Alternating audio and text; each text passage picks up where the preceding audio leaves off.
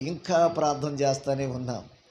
చెప్పిన వాళ్ళ అవసరతలు, సంఘక్షేమం కొరకు, సేవ కొరకు, మా కుటుంబం కొరకు చూడండి, ప్రతి దాని కొరకు కూడా ప్రార్థన చేస్తూ అలాగే దేవుని సందులో ప్రార్థన చేస్తూ ఉంటుంటే కళ్ళు తెరిచి చూసేవరకే 10:45 అయిందండి.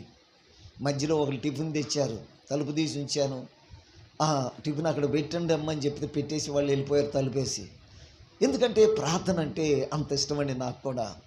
ఎందుకంటే ఆయనతో గడుపుతుంటే, ఆయనతో మాట్లాడుతుంటే, ఆయనతో బాధలు, కష్టాలు, ప్రజల యొక్క మారని వాళ్ళ గురించి కూడా చెబుతూ ఆయన సంధిలో కూర్చుంటే ఎంతో సంతోషంగా ఉంటుందండి.